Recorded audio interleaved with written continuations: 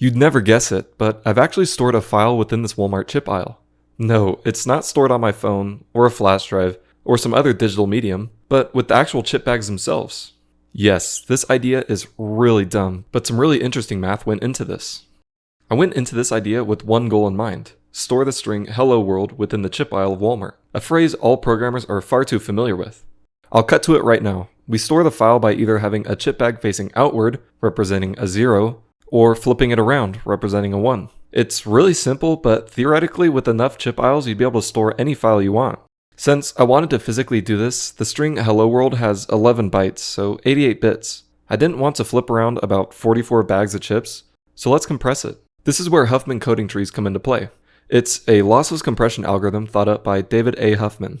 You see, he was a student at MIT in the 1950s, pursuing his doctorate. One of his professors offered a final exam, or an option to prove an algorithm for compressing data. Huffman was about to throw in the towel and submit to studying, but then it came to him: a compression algorithm dubbed Huffman Coding.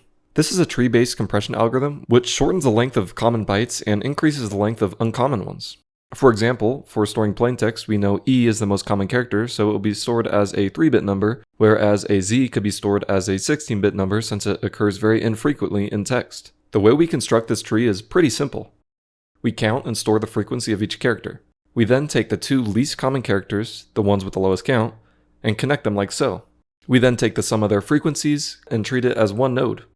We then repeat this, making one big tree in the process. When we finish with a big tree like this that has used every character we intend to compress, we treat each edge of the tree as a 1 or a 0. Then each character is represented by the path you traverse to get to it.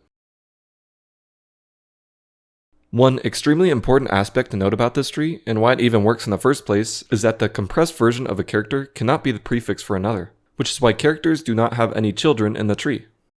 For example, if an E was a 1 and an A was a 1-1, and we were given the text 1111, it could mean EEEE, AA, EAE, AEE, or EEA. You could probably imagine when decrypting an entire file, this sort of ambiguity is going to lead to an impossible conversion.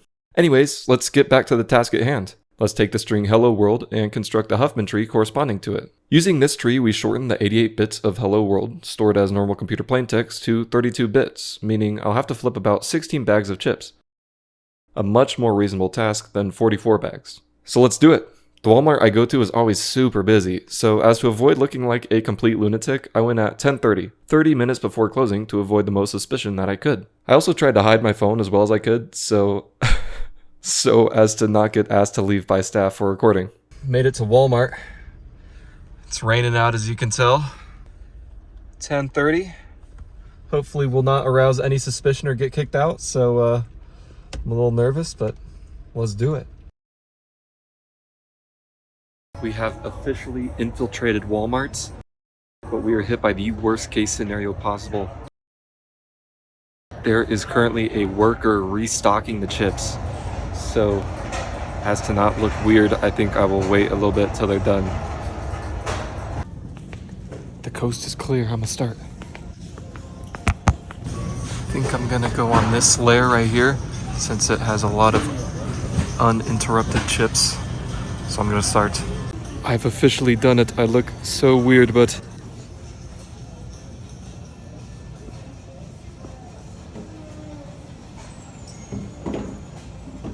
that is Hello World. I got one weird look. I definitely thought I was a weirdo, but it's finished. Didn't get asked to leave. Let's go. Great success. It was a tremendous win. I successfully stored information within an aisle of Walmart. But how big of a file could I possibly store if I used every chip aisle of every single Walmart in America to store a file? So I did the only reasonable thing I could think of, counting exactly how many bags of chips were on the shelves of this aisle. I counted 128 bags of chips on a shelf, and there were 8 shelves, so 1,024 bags of chips in the aisle. There are 4,618 Walmarts in America, and assuming all of them have the same size chip aisle, that means we could store 128 bytes in any given Walmart. So we could get about 0.6 megabytes if we used every single bag of chips in every single chip aisle of every Walmart in America, or about 0.0004% of a Baldur's Gate 3 installation. Once again, the absolute enormity of our disks continues to amaze me. One idea I had to store an infinite amount of data would be to use a singular Pringles can. My idea is as follows. Rotate a can of Pringles an extremely precise amount, then record the percentage the can is rotated with respect to a full revolution. Then take the decimal and convert it to a binary number. Theoretically, if you could get any precision you wanted, you'd be able to store any file of any length with one can of Pringles. As you could probably guess, this video is just an April Fool's, but I hope it gave you some cool insight into the world of prefix trees. It was really fun to make, and I felt super sneaky secretly recording in Walmart. It's not something I usually do. As to not give any extra work to a Walmart employee, when I successfully completed the task, I flipped back all around the chips back to their normal position.